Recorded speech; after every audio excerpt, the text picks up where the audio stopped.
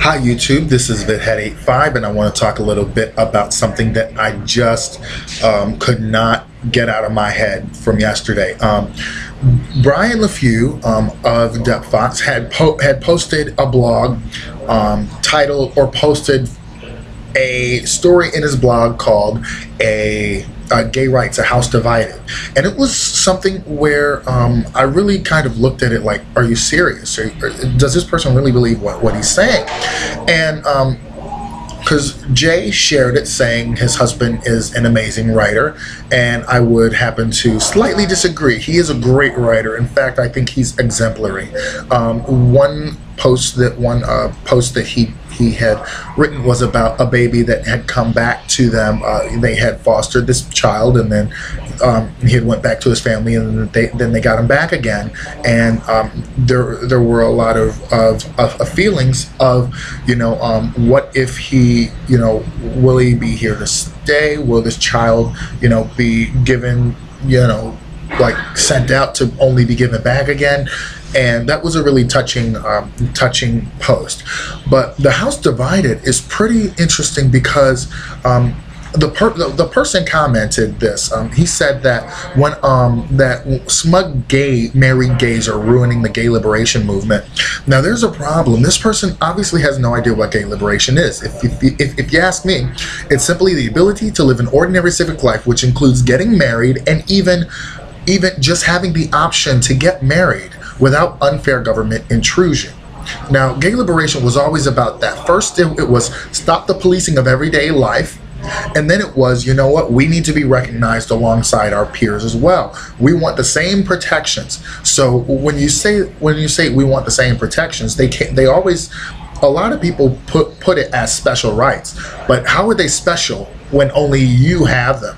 And when you and the majority can deny them to a minority. So basically, the whole thing is gay liberation was never about all gays getting married, all gays this and that, because we all know that there is no template for gay people, just as there is no template for all white individuals or black individuals or Puerto Rican or Hispanics, Latinos.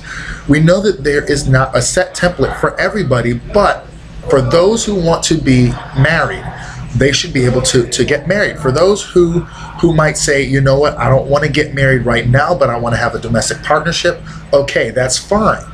But that is a slice of recognition that your relationship has, because during the AIDS crisis, there were a lot of people were dying, and their partners could not inherit their rent-controlled apartments. So that's one thing that I don't think that this person understands, is that when something happens, they need to be protected. Now they may understand that on depending on where they are as far as gay development, if you will, because I think that they may still be in those years where they still want to go out to the club and everything like that. And there's nothing wrong with that, if you ask me. Straight people are always going to the clubs. Why not? Why can't we? And I think that it's always looked at as married versus single and clubber. But there are so many people in between, that it seems almost as if there are just those married and those who are, single, out clubbing every day and whatever. But like I said, the middle people who, may go to a club every once in a while and may still want to get married, I feel that that's a little bit of, this person. I really wonder mostly what they mean by setting gay liberation back. And I think I know. I don't want to assume, but what I think that they're saying is simply that they, that it's, quote, about not imitating straight people. But we are every bit as good as they are. So, nobody is forcing this person to get married. Nobody is forcing this person to do anything that they do not want to do. So by saying that we're, quote, ruining the gay rights movement by wanting to get married, but also there are so many other issues, but right now marriage is at that tipping point, which Brian also highlights a little bit.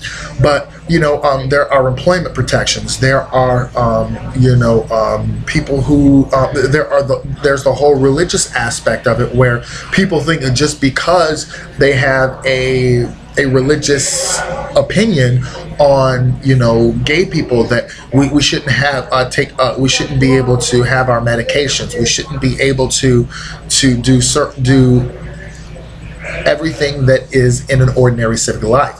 So basically, this whole, you marry gays are ruining the gay rights movement, that's a whole bunch of hooey, because of the fact is that if you want to live your life, in a way where it doesn't affect anybody else as far as they're concerned, then that's you have that right.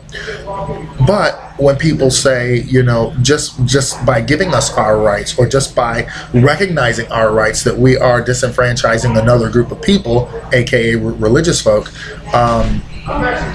that's not right, because of the fact that you already have the same rights you had prior. So anyway, how is me getting married hurting the push for equality? It won't.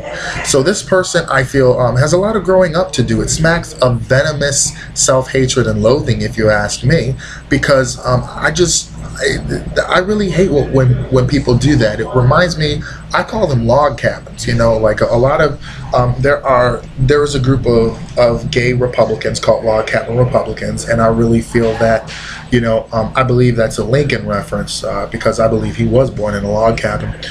But it just reminds me of a group that are working in a hostile environment and hoping to change it. Now, very well, it takes a long time to change such a hostile environment, but they identify with the Republican area of things, and I think Go Proud should be called Go Shame, because they are shameful. They're not all of the Republican nominees do not support their rights, their social rights whatsoever, and social and economic issues play into one another. But again, this whole ruining gay liberation, what a crock. So what do you think? Are married gays ruining the gay rights movement? What's your opinion on that?